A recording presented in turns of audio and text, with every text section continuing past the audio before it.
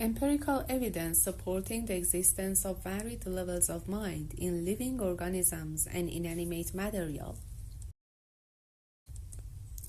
Based on Taheri's theory introduced in the 1980s, consciousness is defined as the fundamental element of the universe from which information, matter, and energy spring forth. The emergence of this non-physical entity necessitates a receiver or detector. Muhammad Ali Taheri is a spiritual teacher, theorist, and the founder of Irfan Haqq spiritual group.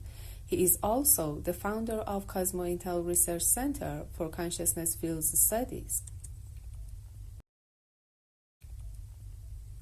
Conscious experience in human depends on brain activity, so neuroscience focuses on nervous system to explain this elusive phenomenon.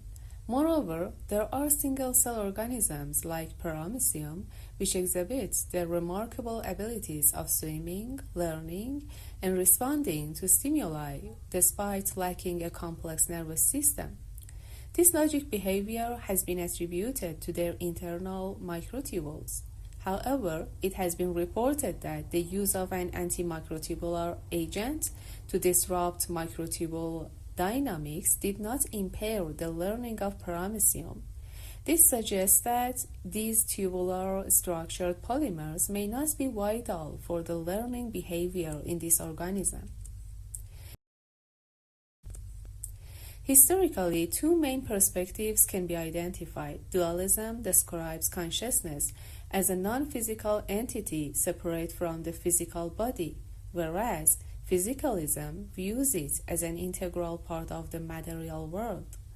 Additionally, panpsychism states that consciousness is inherent in all things.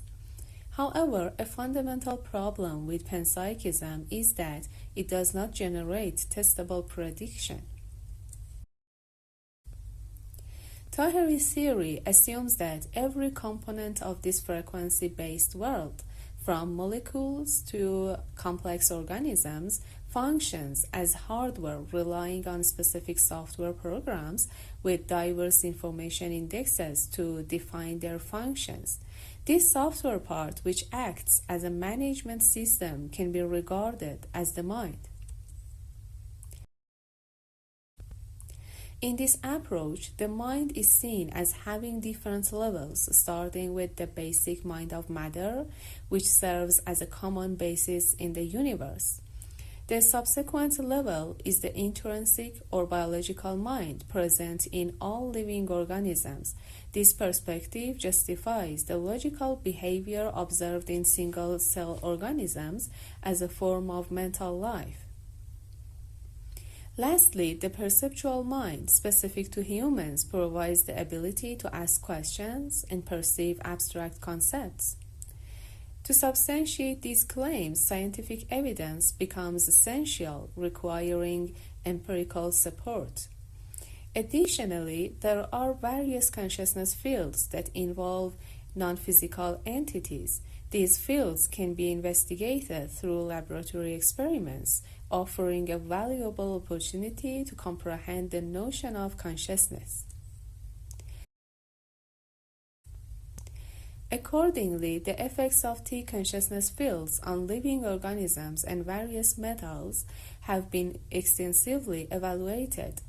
Over several years of experimentation, significant alterations in the properties and behavior of the subjects under study have been observed when exposed to T consciousness fields. For instance, the application of these fields enhanced the salinity stress resistance of wheat plants and improved the survival of cell lines. However, it had a reducing effect on the population of bacteria and the pH of pure water. Additionally, T consciousness fields were found to alter the mechanical properties of steel. In conclusion, these observations suggest that information may be transmitted through T consciousness fields, Moreover, it seems that the subjects under study necessarily require a level of mind to permit their interaction with these non-energetic and non-material fields and to receive information from them. Thanks for your attention.